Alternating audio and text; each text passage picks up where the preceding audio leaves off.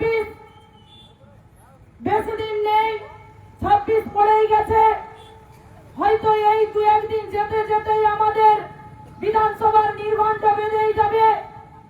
আমরা আরেকবার প্রমাণ করব,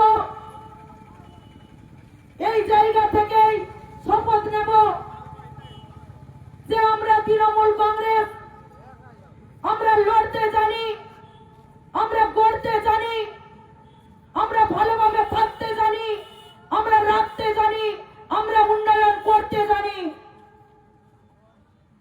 আমরা উন্নয়নকে সামনে রেখে এগিয়ে যাব। আমরা মমতা বন্দ্যোপাধ্যায়কে চতুর্থবারের জন্য আবার মুখ্যমন্ত্রী করব।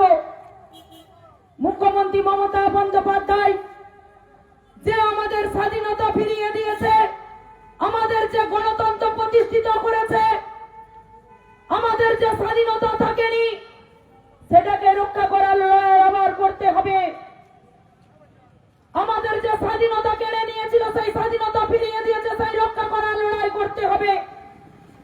আজকে মা বোনেরা যেভাবে আমরা সম্মানিত হয়েছি, আজকে যে মা বোনেদের সম্মান রক্ষা হচ্ছে, সেই লড়াইকে রক্ষা করে আমাদেরকে লড়াই চালিয়ে যেতে হবে।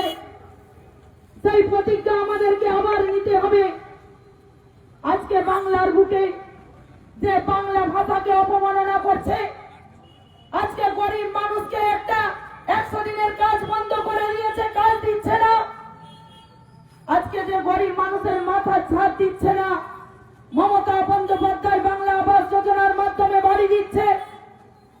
আজকে 100 দিনের কাজের ব্যবস্থা করছে, আজকে গরিব মানুষের পাশে রয়েছে।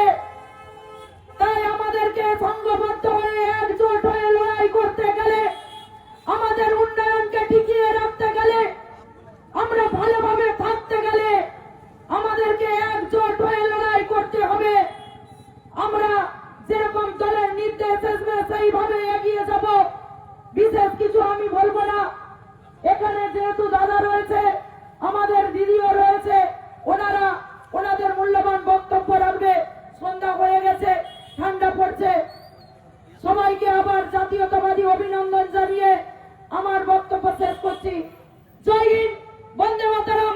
তৃণমূল কংগ্রেস জিন্দাবাদ, জননেত্রী মুখ্যমন্ত্রী মমতা বন্দ্যোপাধ্যায় জিন্দাবাদ, আমাদের সবার প্রিয় নেতা অভিষেক বন্দ্যোপাধ্যায় জিন্দাবাদ, মহিলা তৃণমূল কংগ্রেস জিন্দাবাদ।